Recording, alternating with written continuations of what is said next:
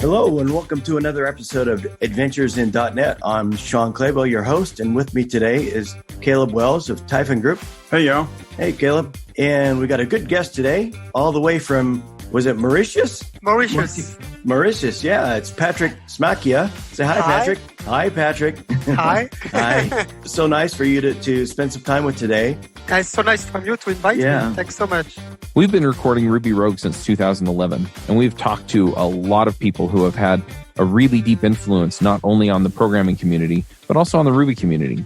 And as we've talked to these people, it's become apparent to me that we talk a lot about the things that make them interesting that they've done, but we don't really get into how they got into programming or how they came up in their career, how they got to be the person who invented whatever library or technique that they came on the show to talk about. And so I put together a show where we actually highlight these things. We talk to them about how they got into programming. We talk to them about how they got into Ruby, maybe how they got into Rails.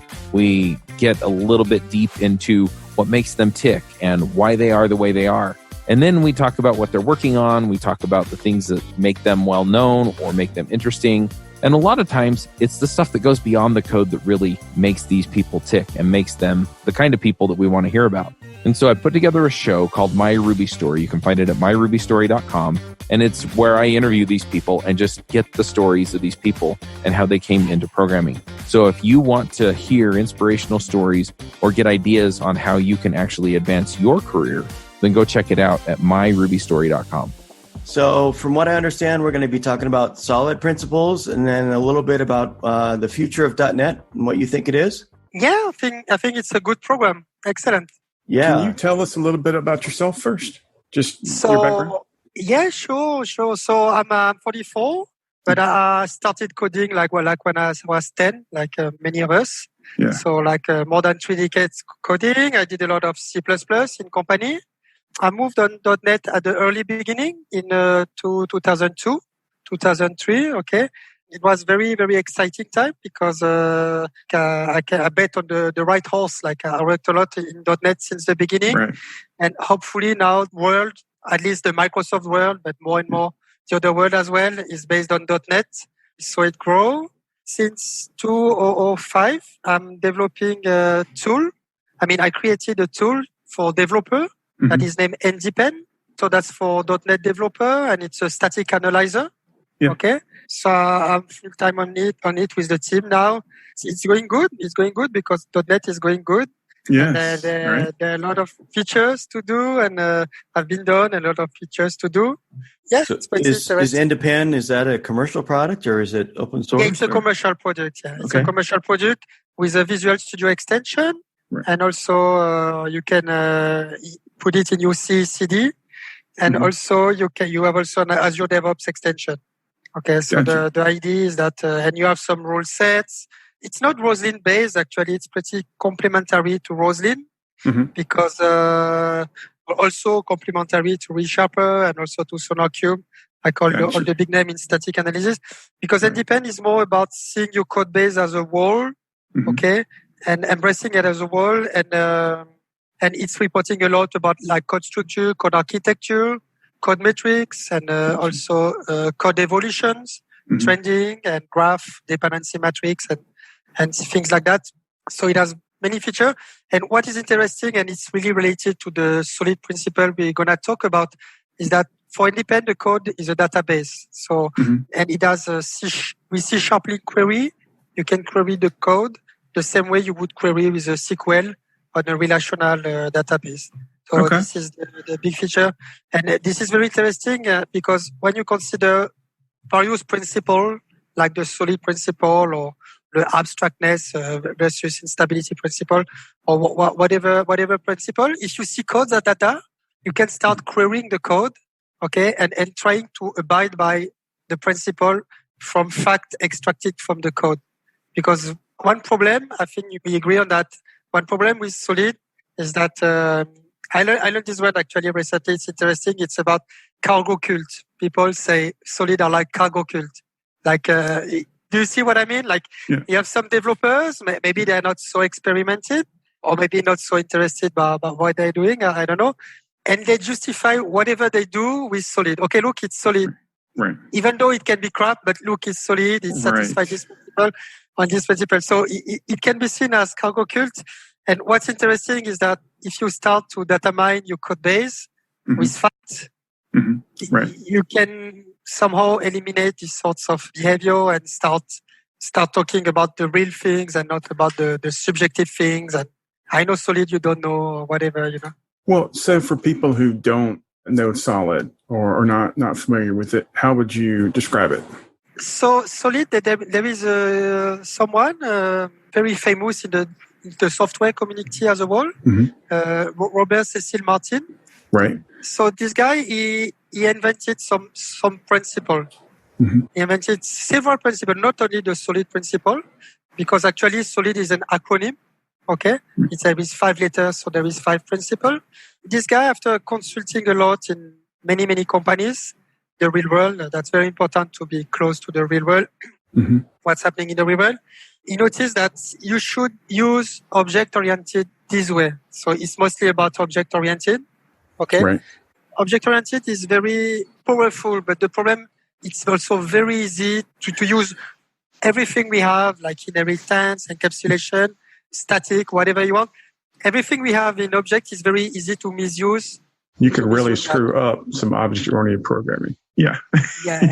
And frankly, a lot of team and a lot of people and a lot of projects are being screwed up by not applying properly the object-oriented. So solid, these are some principles that you can try to abide by and to have better object-oriented code. Right. I think that's a good way to put it. You try to abide by it because, I'm a little bit familiar with solid, and to really be like 100% solid throughout your code is really, really tough. So, I try to do my best at following the principles, and we'll go through each one of them. But to get fully solid, I think is difficult. So I try to do the best I can. Right. You said that if someone goes and looks at the principles and said, well, I use solid, their code can still be horrible. It can still be poorly written, poorly constructed. It's more of you have enough knowledge to know when you need to use the principles and when they would best suit the code you're writing, right? Yeah, and there is one point very important is that solid is about code maintainability, but also something that was not popular because we have to say it was been coined in the 90s. It's also about testability. So maintainability and testability. If your code is solid, it should be very easily testable. But I like also to think that if you apply TDD, personally, I'm not a fan of TDD, but when I write code, I also write test at the same time. So I'm not test first, but I'm code and test at the same time. Right. I'm not sure if it's a driven something. I'm not sure if there is an acronym for that. But I like to write them both at the same time. And when you are very, very serious about tests, and nowadays, for me, test is more important than solid. For me, test is above. It's more important. But if you are very serious about test, at the end of the day, you should have also solid code. It goes hand in hand, okay? And it goes also with maintainable code. Like if your code is very easily testable, then certainly it's very maintainable as well. So maybe let's talk about the 5 principles. Yeah. So I guess we won't have time to go in details with all. But there are a few things interesting to say. First, you have 5 principles, and 4 are really about using interface and inheritance. Okay, using polymorphism and all these things. And the first one, which is the single responsibility principle, it's more about the code organization, like which logic I'm gonna put in which class. Okay, and something interesting also, Sean, you said very hard to be solid on the whole code base, and I totally agree. But something that you absolutely must be very careful, a part of your code base is your domain. Okay? So nowadays, most of software shop, I guess at least, I hope so, are very serious about modelizing their domain. Okay, there is domain-driven design. There is many important things. So the important thing is to be solid, at least on the domain. And then what you have around the domain, all the usage, the UI, the persistence, or whatever you want. Maybe you can be a little bit less solid about that, but the domain is very, very important. So maybe about what you said, like it's hard to be solid on everything. So first, be very solid on the domain and also make sure that it's absolutely 100% tested. I mean, at least 100% covered by test. It's very important with all the assertion and everything you can have on it. So I think to me, it's like this is very important. So if we look at the 5 principles, the interesting thing is that the single responsibility principle, so this is the S in this acronym, is about code organization. And the 4 others is more about usage of code, of OOP, of object-oriented design. Yeah, single responsibility principle, I think, is one of the ones that I try to follow the most. You know, kind of like don't repeat yourself, dry, keep everything separated.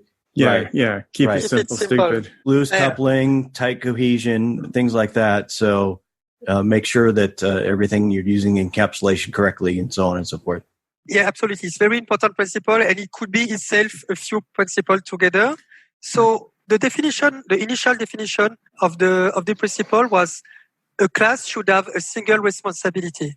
And this responsibility should be entirely encapsulated by the class.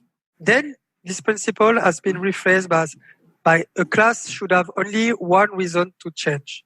Okay, so this is still a bit obscure, which is normal because we are trying to summarize something complex, code organization, which logic you put in which class in 1 or 2 sentences. So it cannot work very well.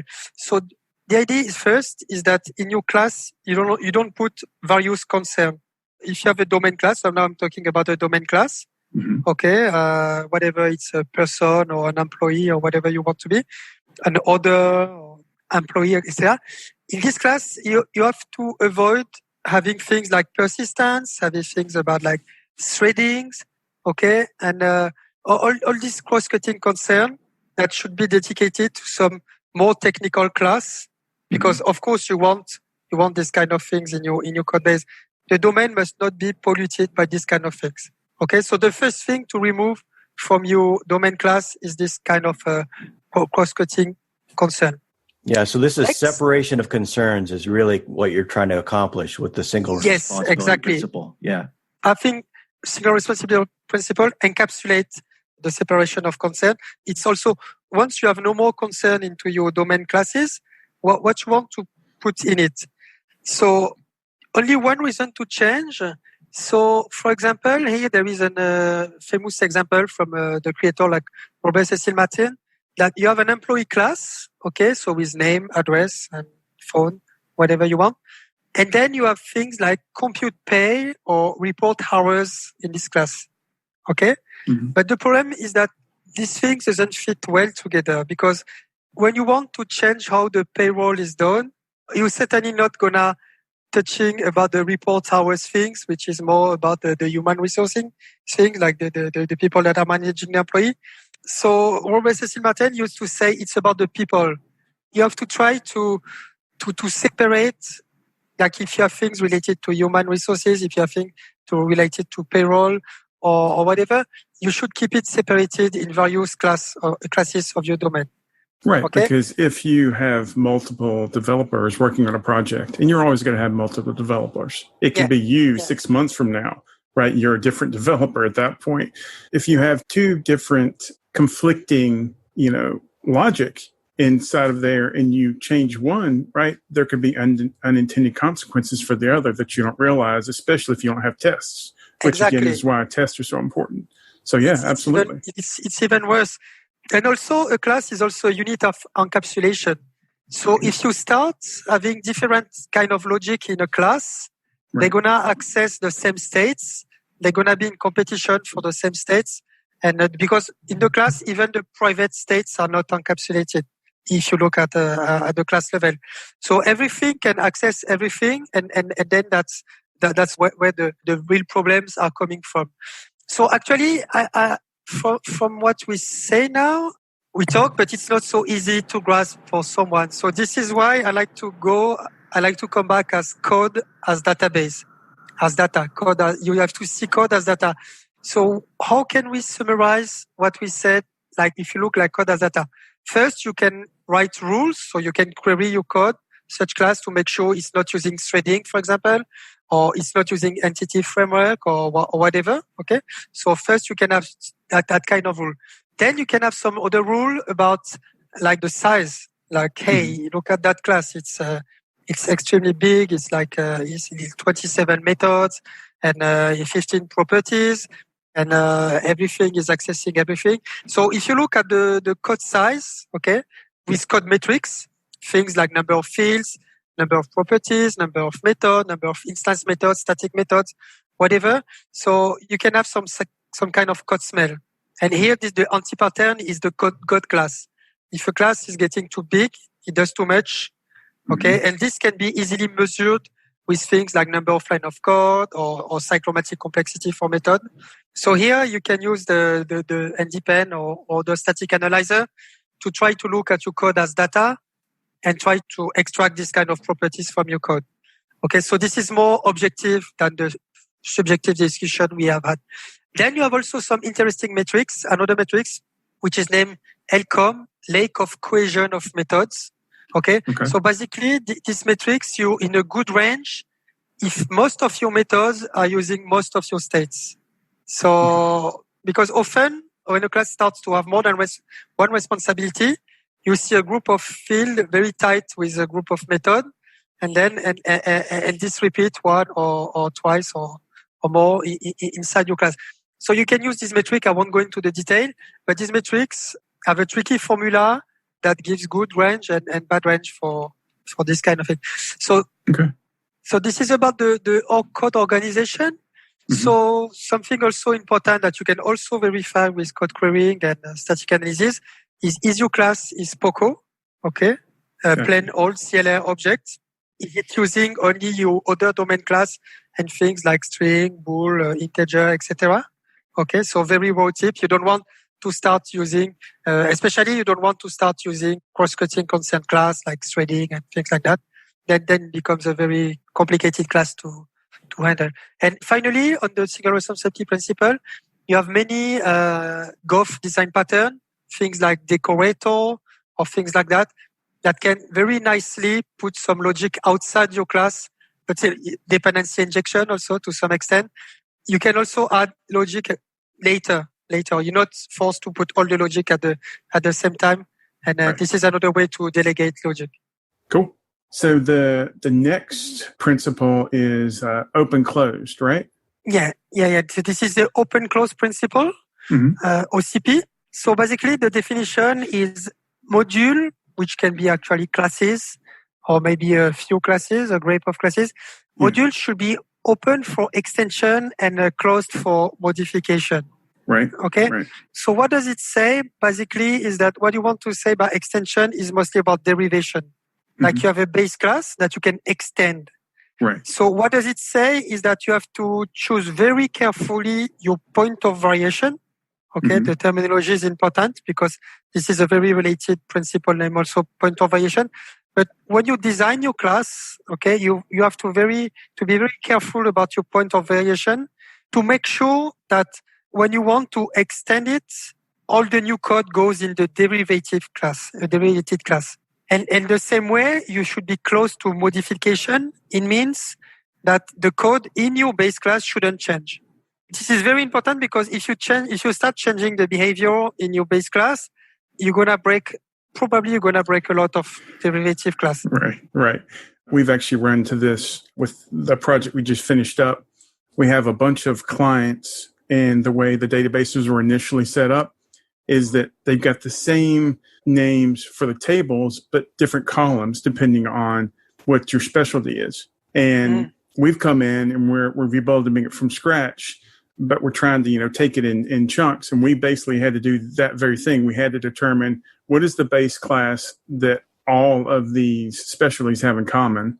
And then we can derive off of them for each one separately, so that we don't get into these collisions or run into issues. But at that point, if you touch the base class, you're destroying everything, right? Because you may be adding something that's in one, but not in the others, and you run into all kinds of issues. So very important. Very important. Also, there is something that is more and more widely accepted.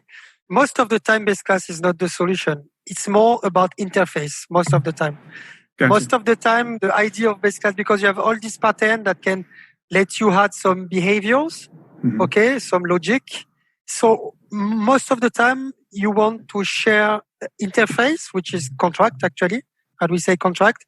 With no behavior, it's only a syntactic contract and also semantic contract to some extent, depending on what your language can offer to that. For example, C#8 just introduced the non-nullable, which is more syntax, more things you can constrain and you control it. So this principle is nice, but most of the time I would say avoid base class most of the time. Gotcha. So this principle is one of those that I think, it's easy to understand it, but it's really hard to be so disciplined to follow it, because you're always going to go, I just need to add this one little thing. And I don't want to make a whole new class. Your interface. It's also about the prediction, because if you want print of variation at the beginning, you don't know what is going to vary.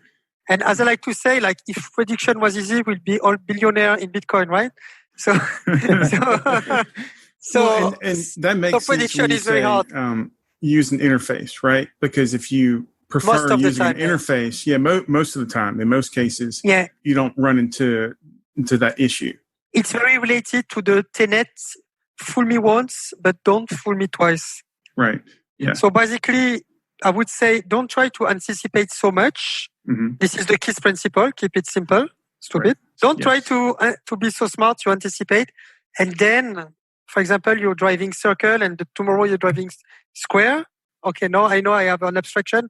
I have an abstraction to put that. So don't try to anticipate so much.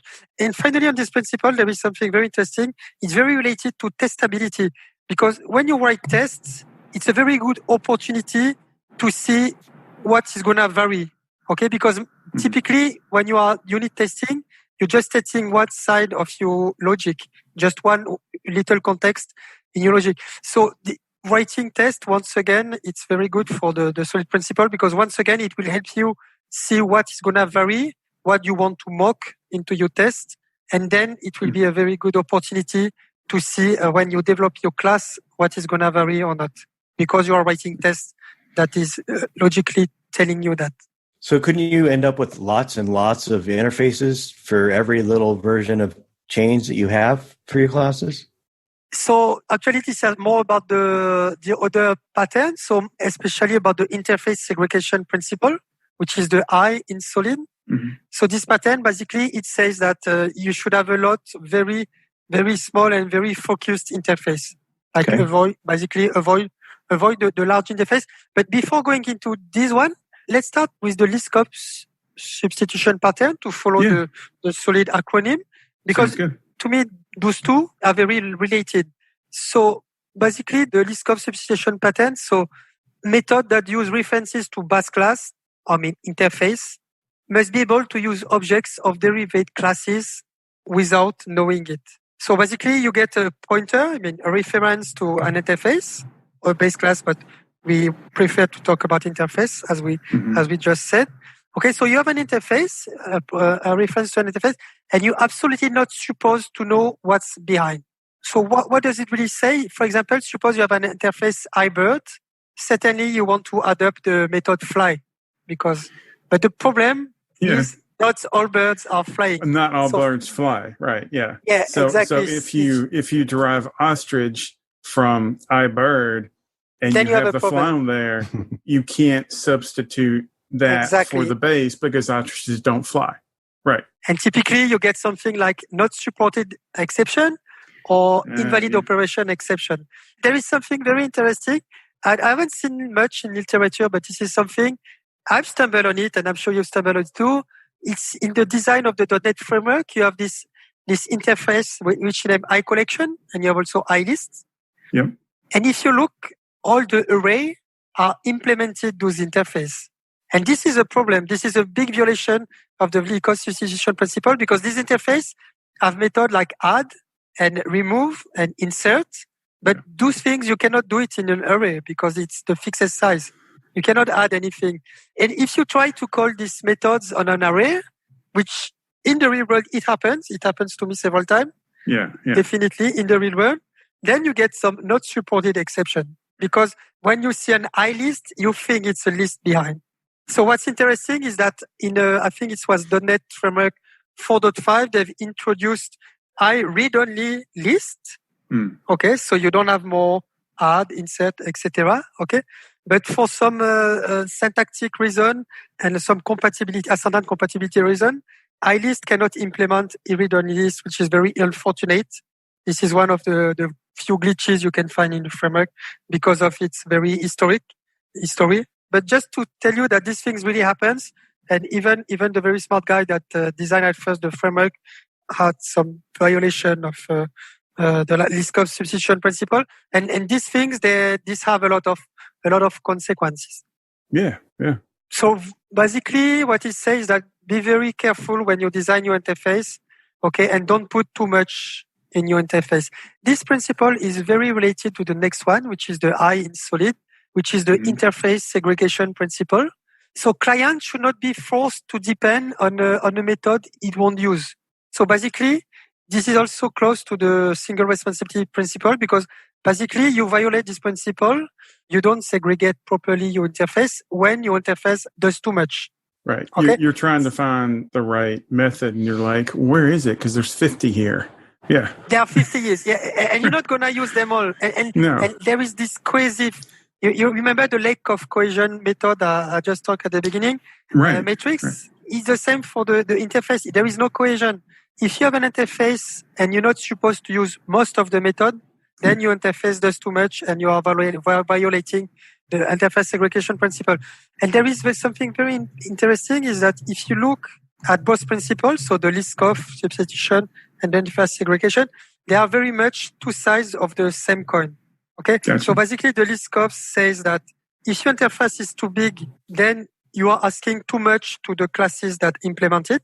Some classes won't be able to implement all the method and will finally throw things like not supported in exception. Okay, and if you're on the client side, then this is the interface segregation principle. Like if you are doing too much, your clients are not gonna use everything. Okay, you throw too much with your 15 method to your client. They're not gonna use everything. So for example, you can look at there are a few interfaces in the .NET framework. You have this e-disposable. Everybody likes e-disposable. Right. Okay, everybody is using it. So basically, this interface it's very tiny responsibility. I'm not sure you can even that responsibility. And right. We can imagine, and actually in the NDepend code we have some kind of part like that. You can imagine having a list of e-disposable. And bam. When you want, you can dispose them all together. But you absolutely don't know what's behind, if it's a connection or if it's a graphical things or whatever. You have no idea what is it, but you know you can dispose it. Yeah, it's one of those things, again, I guess, kind of separation concerns. You don't need to know how it's done. You just need to know that it is done, right? It's done, but also you don't need to see too much. Like typically, when you got an interface toward an array, the interface is not supposed to present you the add and insert and things like that. It's too much. So I think these two principles, so it's nice to fit them into the Solid because everybody remembers Solid. But the same way, the single responsibility principle is a very big principle that could be several principles actually. I think these two ones are very related. And then finally, we have the dependency inversion principle, okay, the DIP. So it's also related to the interface, but this time it's not going to help you designing the interface, but it's going to help you organize the dependency into your code structure. A few years ago at a JavaScript conference, I was approached by Nader Dabit, and you might know him for the React Native Radio podcast. He's also a developer evangelist for Amazon. And when he came to me, we had a conversation about React Native. And the thing that I love about React Native is that it's approachable, it's web technology, and it's cross-platform. And it makes a lot of things really easy for developers to jump in and do interesting things on mobile with JavaScript. So we've had this show now running for several years, React Native Radio, where we interview people about the React Native ecosystem, some of the things that are coming out in React and how they affect mobile, and other options that you have for mobile development. So if you're doing mobile development, you're doing it in JavaScript, you're looking for a good option, or maybe you're just trying to stay current with React Native, then go check out React Native Radio at reactnativeradio.com. I think this is probably one of the easier ones for people to get, is depend on an interface instead of concrete class, because you run into all kinds of issues. Yeah. High-level modules should mostly depends on low-level module, and low-level module should be mostly abstraction. when you say abstraction, also it can be also enumeration and things like that you want to have in your domain. So he also thinks about your domain. Typically, you want a lot of abstraction into your domain. Okay, and typically the domain should be the lower component into your code structure. Mm-hmm. Everybody can use it and can depend on it. Mostly, it should be interfaces. Okay, because actually a dependency is a risk, because when things are changing, everybody that is using that thing, they can be screwed. Okay, and the thing, Sorry, no. We're an adult podcast. You're good. That's a safe word. You're fine. we just together. Okay. So basically, what is interesting is that a concrete class with some logic inside, is much subject to changes than an interface. Right. Okay. And this is why you should mostly depend on the interface, because they are rarely changing, especially if they have been properly designed with the two principles we just discussed. Okay. If they are very narrow and very straight to the point. So there are very few chances that a class is changing. An interface. So an interface is a contract, okay, and a contract is less subject to change than an abstraction. What is interesting is that the dependency inversion principle is very related with the dependency injection. And this is interesting because the acronym are very similar, DI and DIP. Okay, DIP, DI. Right. Because the dependency injection is really about mostly depend about your interface, and we have a layer that are weaving the interface with the implementation, but the code that are really consuming all the interfaces is not supposed to know what's behind the interface. And it's related also to the Liskov principle, because you're not supposed to know what's behind. You just have a bunch of interface, okay? And so all this DI thing, this is nowadays, this is very popular.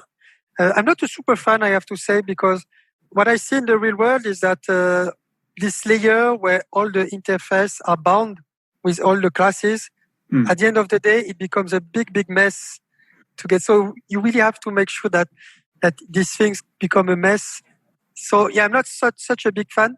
Sometimes it can be, some people consider it as an anti-pattern, actually. But nowadays, anyway, it's popular. And this is interesting because it's very related with the mostly used interface and not class principle. Well, I think it goes to, use these patterns and these principles intelligently, right? Use them in the way that they're intended, not necessarily in the way that you intend, right? So. And this is why also if you consider code as data, you can try to do some kind of measurement. And here, I'm not going into details, but actually, the dependency inversion principle can be measured objectively with a few code metrics in the right way. So one of the metrics are about the abstractness versus instability principle. Okay, so Robert Cecil Martin, the guy that coined the solid principle, he invented some metrics to measure the DIP. Gotcha. Okay, so basically these metrics are stability and abstractness. So abstractness is easy to understand. It's about the ratio of interface enumeration versus the ratio concrete class. The instability is a bit different. It's about how much code are relying on you.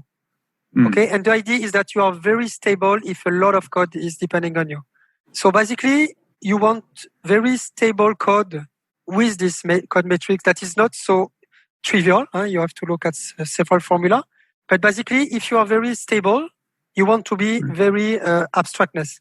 I mean, have a lot of abstraction. If you are very unstable, typically you want that to be classes.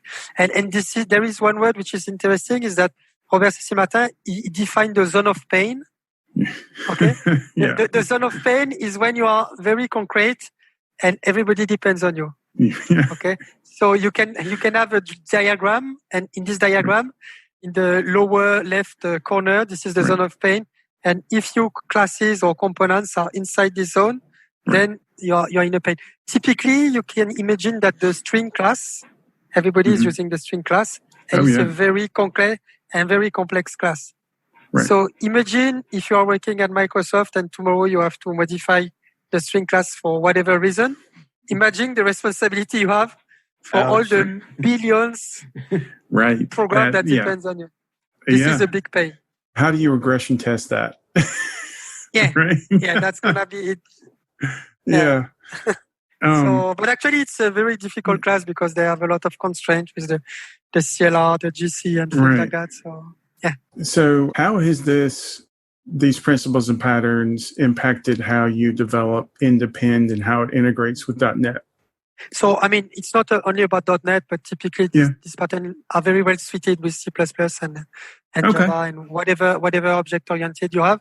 Yeah. So, typically, I think these patterns are good for junior, people that really wants to write decent code and that really want to do things well, and with experience, when you become like more like a senior developer that have worked in many environments, when you saw things like too big interface, the kind of problem you have, I mean, with your experience, I think those things becomes natural. You can fool me once, but not twice. KISS principle, etc. All these things, I think it becomes natural.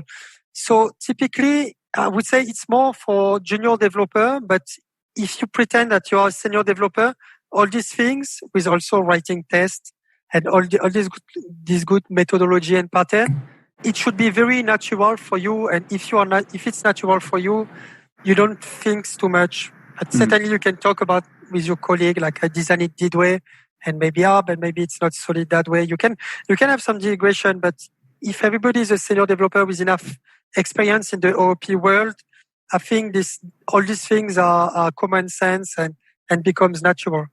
And what's interesting is that I didn't mention, but on this pattern and on this principle, there are many ways. I mentioned a few ones where you can use static analysis and code measurement and things like that. For example, I didn't mention for the open close principle, a tool can detect if a base class is using some derived class. Okay, this is very easy to use a tool. You have rules like that, you see? So you have many rules that can be applied, and this is an obvious violation, because if you do that, then every time you're going to modify the derived class, I mean, you cannot do that. You don't have any more point of violation if you have this kind of thing. So typically tools like NDepend and other static analysis tools that consider code as data, they can help you from the data have an objective view about your code design and help you become a better developer by reading all the documentation and the pointers and everything. Cool. Sean, I think the next thing we were going to discuss was the future of .NET. And Patrick, I believe you wrote a blog post on this, which we'll add to the show notes. Yeah, actually, earlier this week, it's very new. So I wrote a blog post because nowadays, Microsoft did a lot major announcements, maybe with some of the biggest they've done in the past decades, about what will become .NET, about what will be their strategy. We have a lot of good idea about what will going on, but the problem for all the shops that have been developing a lot of that have a lot of legacy, like for us at NDepend, and like for many other shops worldwide. Like we have a decade of work on a legacy code base, and we want to know what will happen to .NET. And at that point, we don't know everything about the strategy. But the thing is, I'm pretty sure Microsoft people don't know exactly where they're going to, because it's going to be very big, and they are still thinking about what will happen. Okay? So everything starts from the 6th May of this year, 2019, when Microsoft announced that .NET Core, which is extremely popular these days, 4 years after its inception, .NET Core will become the .NET framework, the only framework. They will merge all the framework into .NET Core, and they will call it .NET 5. Yeah, that's going to be a huge shift. Yeah, that's a major shift, because what is implied is that the good old .NET framework, a lot of people are depending upon, won't evolve that much. Or maybe just for security matters, but you won't have more new API. You don't have new API stuff you have in .NET Standard 2.1. Okay, you won't have this, like the span T and things like that. You won't have the C# nullable things also. So basically, this is the end of an era. Okay, so this will be .NET Reloaded. And a lot of questions arise from that.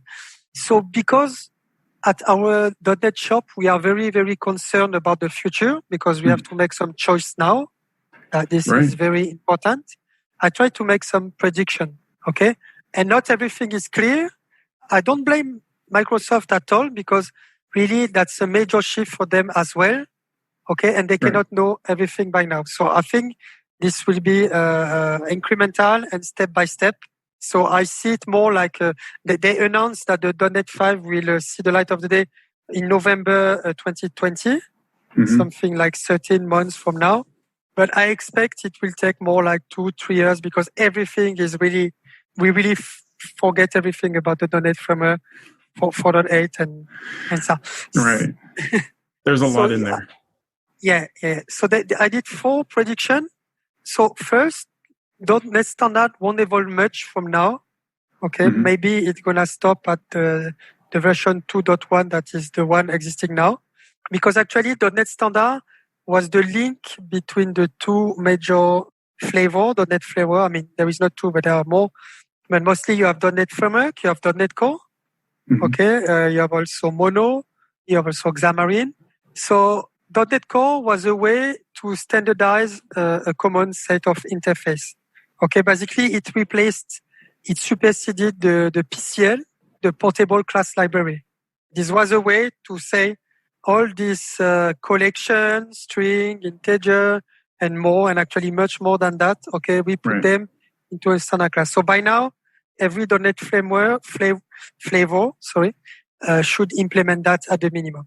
Okay, and this is interesting because then you can compile against .NET Standard and have a single DLL used by several .NET flavors. This was the intent of the portable class library, but this has been superseded. By now, I guess this won't evolve that much because first, it's pretty big.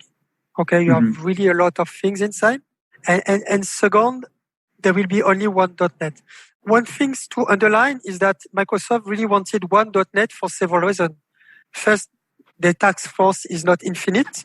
Okay, their workforce, it's not infinite. So at a point, if they have to maintain 4 or 5 .NET flavor, that's going to be very hard for them. And second, .NET Core, which will become .NET 5, is open source, and it's also multi-platform. And not everything is multi-platform, like Windows Form and WPF, for example, it's supported by .NET Core 3, but it's not multi-platform, but it's not also in .NET Standard. So it's not supposed to run, don't expect WPF to run on Linux or whatever. And actually, this is another prediction later. So this was the first prediction. The second one is very important for us at NDepend and for all the extension. What will happen to Visual Studio? Because Visual Studio is an extremely big beast. Okay, it's a really, really big code base. Okay, with hundreds of developers on it. Microsoft is doing a really great work for all these years, like keeping a solid IDE, improving it, better performance, etc. So I'm sure Visual Studio is part of the future. Okay, I mean, my position, I'm not working at Microsoft, but this is my prediction. Visual Studio will be part of the future, but it means that the engineer at Visual Studio, they will have to re-implement it against .NET Core or .NET 5, because now it's bonded with .NET Framework. And this will be a big task. So I'm not sure how long it will take. Don't expect it will be ready for November 2020, but maybe sometime they are very fast. I was surprised by sometime how fast they are. But I would say it will take more like 2-3 years. Maybe it will be incremental. Maybe because Visual Studio has a lot of process behind. So maybe some of this process will be .NET Core and the main dev process will remain .NET Framework for a while. I don't know.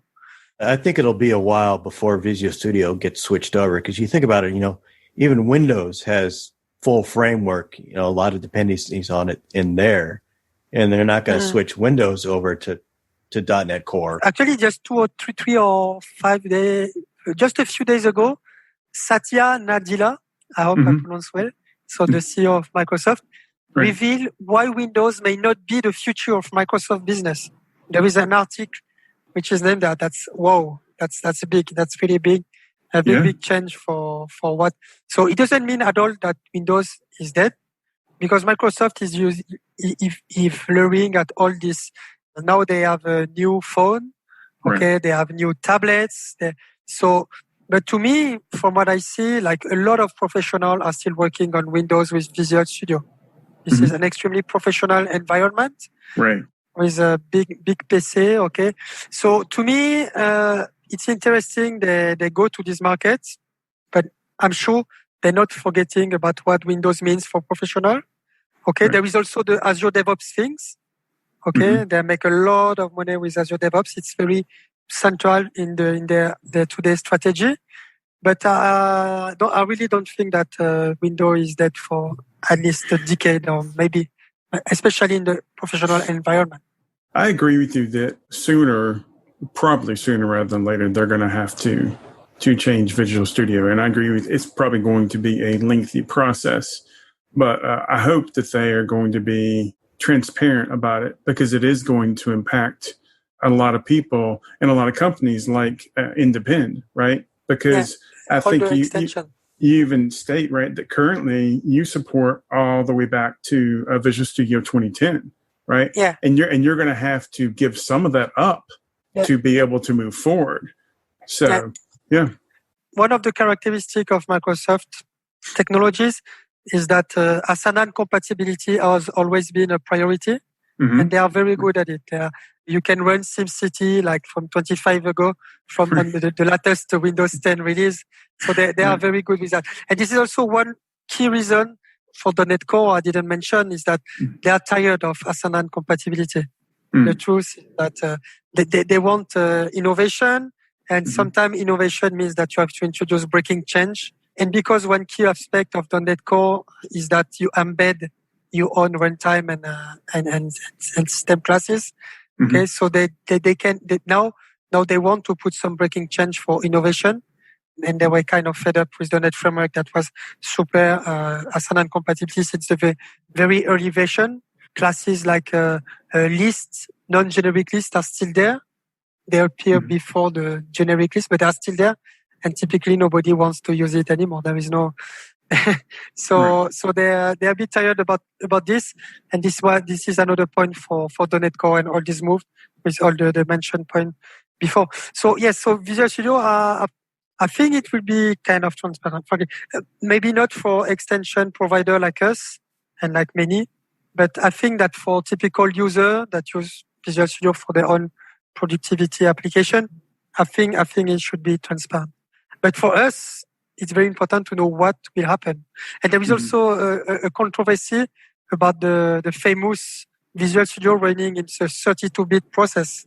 Right. So there have been a lot of talk, a lot of users unhappy because if their code base is too large or if they're using extension that consume too much memory, and I won't say any name, but it's not NDepend.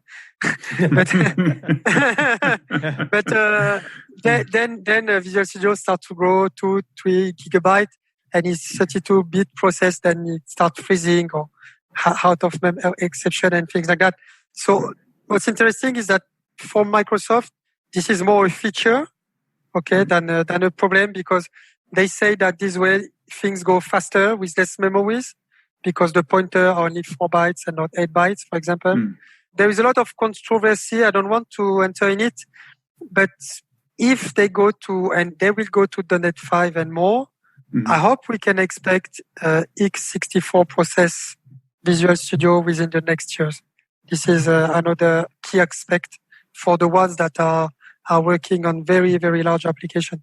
Personally, in our team, we don't suffer that much about this process size, even though our code base is big. Also, Visual Studio is delegating a lot of work to outside process, which are x64, like all the compiler and analysis things. It happens outside dev.exe. So this is maybe another aspect to consider. Then another prediction is about the cross-platform UI framework, because .NET Core is very good for all the high-speed.NET Core things, all the web things, okay? This is central for .NET Core. So they are very good at it. And also now .NET Core embed WinForm and WPF, but on Windows only. This is very important. It's not cross-platform, okay? And they did it because they they have a lot of telemetry, at Visual Studio, and they finally tuned, and it was really obvious that those two UI technology were still used a lot. A lot of new projects are started with WPF or Windows Form. So it was not possible for them to abandon it. What is interesting is that with NDepend, I compare the API. So independently, I compare the WinForm and WPF API in .NET Core and in .NET Framework. It's really 99.9% compatibility. It means that applications that are going to migrated or that will be migrated, the good news is that all your API will be there, even the very tricky GDI or whatever API you can imagine. They are here. So this is the good news. But still, nowadays, the world, for a long time, the world is lacking a good cross-platform UI framework. I look carefully at all the forum and the discussion and things like that, and you can see some interesting things. For example, this year in August, Microsoft did a poll about if people want such a cross-platform UI to be also available in .NET. So they asked in a poll, and of course you get hundreds of answers and debate, and sometimes insult as well, as because it's internet. But they are thinking about it, certainly. So today you have a few possibilities like Avalonia, like WinUI, okay, like Xamarin Forms, okay. So you have some frameworks like that. I'm not sure those one receive so much love from users, from the community. This is just my opinion, and I don't want to hurt anyone. And maybe I'm totally wrong on that. I don't have all the telemetry needed for that. But this is just my opinion. So maybe we'll see such a framework. Maybe it could be WPF, but in December 2018 in a forum, Richlander, which is very big in the .NET sphere at Microsoft, say it was a big no. It's not possible to port WPF on other platform. But WPF is open source, so maybe, who knows? Who knows what will happen? That actually leads me to your fourth prediction, which is that Blazor has a bright future. Do you think Blazor could be that cross-platform framework, right? Because I think Steve Sanderson's even got Blazor running in like an Electron app on your desktop. So it's a desktop application, right? I don't know. This is part of the possible. At this point. Right. Sorry, I cannot say yes, certainly. But really it's part of the possible. But we have also Microsoft is going to certainly play something on that.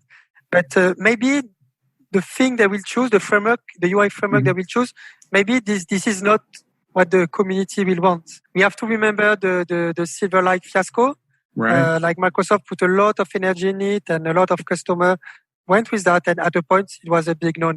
But hopefully the Blazor doesn't have all this problem that Silverlight had, like the browser plugin and things like that. So the fourth prediction is about Blazor is promised to a bright future, because thanks to the WebAssembly, because Blazor is basically .NET into your browser with real assembly with IL code, okay, and this gets compiled into your browser into WebAssemblies. Right. Okay, this is what it's all about. And what's interesting is that WebAssembly is implemented by all the major browsers nowadays. Right. Okay, Firefox, Edge, Chrome, okay, Opera, etc. So it's de facto supported. Okay, it's really big. It's also compiled with to assembly level. You have near native performance with that. So this is very, very big. And also you have components pre-compiled to a binary format, unlike JavaScript. And we can see a major adoption. I invite you to go to all the forum and the video from Steve Sanderson to see how enthusiastic are people. Okay, well, so of course you have the early enthusiasts, but a lot of people are there. We've done a podcast with Daniel Roth all about Blazor, and we talked at length about, how Steve started this and where the idea came from. And I know Sean is definitely on board, right? I'm one of those enthusiastic people that are really looking towards Blazor. And I think they really learned a lot with the Silverlight and all the issues with there. So I think Blazor is a much better product that they could use to go, fully cross-platform versus what Silverlight was. Yeah, maybe it will happen. But on the other side, if you look at, I come back to the WPF, but imagine if Microsoft is porting WPF to other platform, all the big applications depending on WPF, like Visual Studio, for example, can become multi-platform. Because nowadays, Microsoft, they have a Visual Studio for Mac which is different than Visual Studio, for example. So they have several products branded as Visual Studio, but the fact is that they are different projects if you look at the code level. So maybe they want also to I don't expect WPF to be the solution for everybody on all platforms, but it certainly makes sense to be ported, and maybe the open source community is going to do that. Maybe Microsoft is going to change their position and do it. I don't know. But something will happen with the XAML-based UI. And this will be very interesting to see what will happen. One of my favorite communities in programming these days is the Angular community. Every time I go to an Angular conference or meet up with some of my friends who are in the Angular community, I have a great time. And a lot of them have wound up on Adventures in Angular. So if you're doing front-end development, you're looking for a way to keep current on the Angular ecosystem, and you want to have a good time listening to fun people talk about great topics related to Angular, then go check out Adventures in Angular at adventuresinangular.com.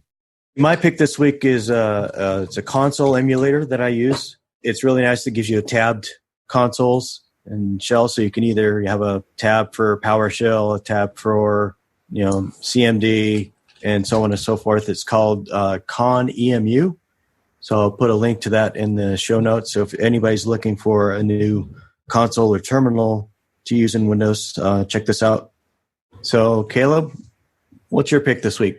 Yeah, my pick for this week is actually Pact Pub. They're a publishing house, primarily tech stuff, and they have a free learning page where you can download one of their books every day for free.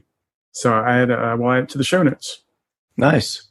So Patrick, have you thought of something that you could let everybody else know about that you're interested in? Like I say, doesn't have to be tech, can be anything you want. I did during my studies. I did also a lot of mathematics as a software engineer, and as many software engineer I know, I'm a bit frustrated to know all these big math things, all this big math theory, but apply so few of them in my daily job. When you did like many years in mathematics, you end up writing some code, which is very interesting job, and I love it. But then you have also all these things.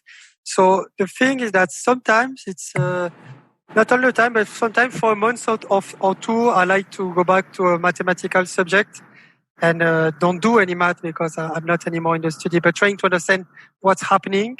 And these last 2 months, I've been very picky about the most famous hypothesis in the math world, which is the Riemann hypothesis. Okay, this is a very interesting hypothesis. So basically, a Riemann hypothesis is a way to know where the prime number is, and is very related to cryptography as well. Sorry, cryptography is entirely based on prime number. And there is a big conjecture. I won't describe here because it's not. It would take 2 or 3 podcasts to just scratch the surface. But I have a very, very good link in mind that I will share with you. Great. A 20-minute video that is absolutely marvelous. Okay. And that everyone can watch, and it's wow. It's someone that is doing some math video on YouTube, and frankly, I've never seen such a good educational video. It's absolutely a must-see for anyone interested in math. Awesome. Well, Patrick, thank you for joining us today. It's been good. I've enjoyed the talk. Yeah, me too, very much. Yeah, great. Yeah, it was really interesting. So hopefully a lot of the listeners got stuff out of this. And thank you. Thank you. All right, bye-bye. Bye. Bandwidth for this segment is provided by CacheFly, the world's fastest CDN. Deliver your content fast with CacheFly. Visit CacheFly.com to learn more.